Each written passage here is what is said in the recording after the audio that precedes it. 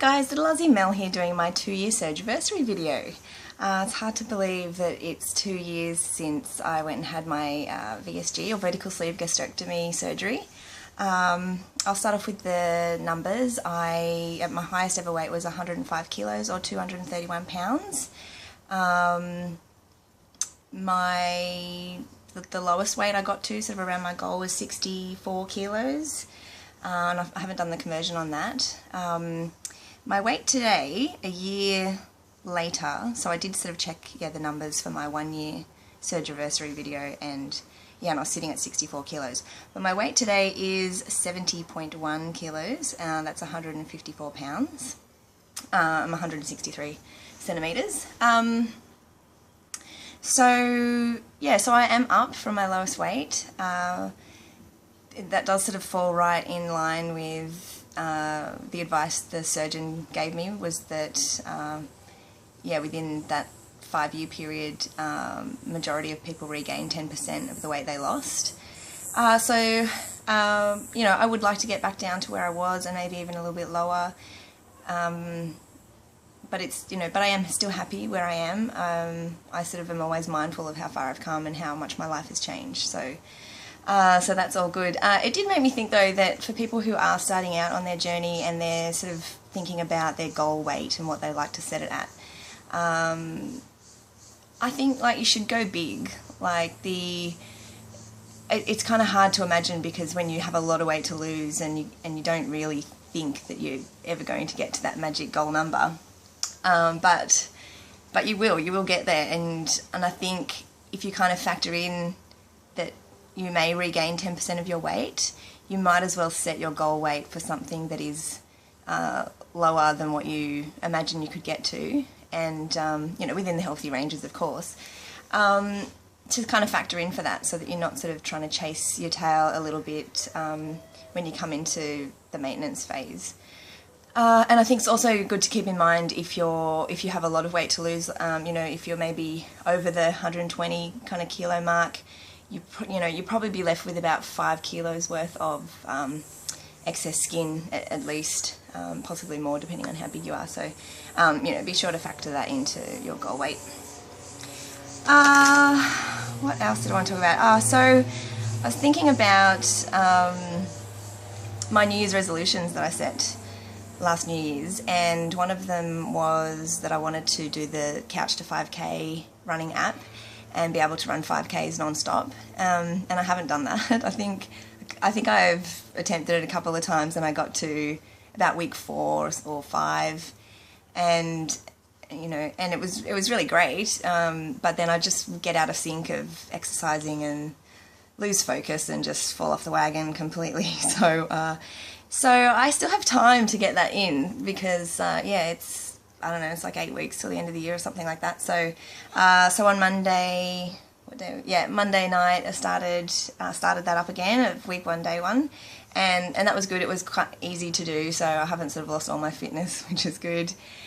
And tonight I'll do day 2. So for those who don't know about the app, it's a great app. It sort of goes over 8 weeks, and the idea is it can get any level of fitness to running a 5K in 8 weeks, and it just gradually, it sort of starts with a bit of running, bit of walking, and gradually increases the running time and decreases the walking time to sort of build your fitness. So give that a go if you're looking for something to kind of motivate you.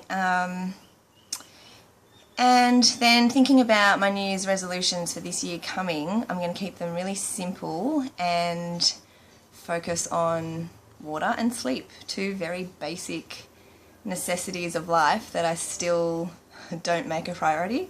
That's going to be it for me. Focus on just doing those and see how that impacts how I feel and my weight.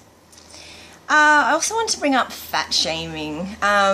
I saw a YouTube video the other week called Dear Fat People, and I can't remember the name of the channel, and I wouldn't even share it if I knew it, because I don't want to give that person any more spotlight than they deserve.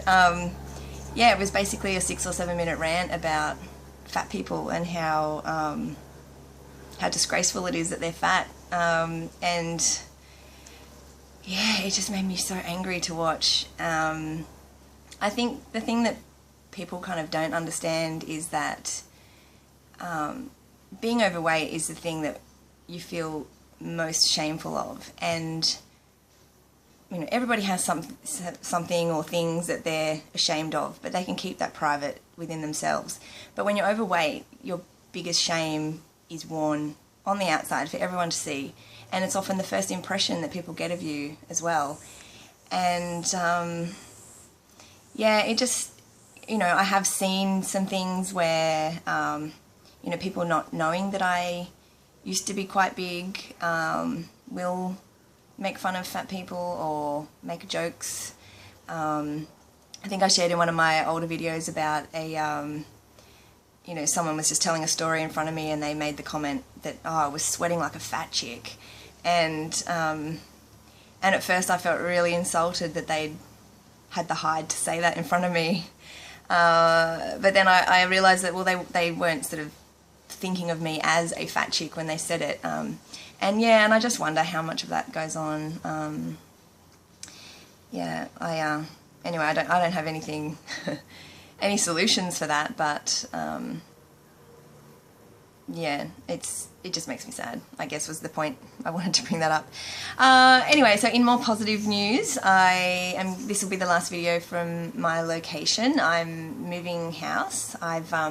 So I moved into here after I separated from my husband, and it's been a great little spot to sort of get me back on my feet as a single mum, but it's tiny. It's a tiny little 2-bedroom apartment, and I just got approved to move into a 3-bedroom house in Murwillumbah, which is sort of about 20-25 minutes south of here, and it's close to my sister and some friends I have in Murwillumbah, so really excited to do that, to get that going. So I'm going to be super busy for the next few days. I'm moving on Monday, and I'll have proper internet at the new house. So yeah, there's just so many benefits to the move, so really looking forward to that.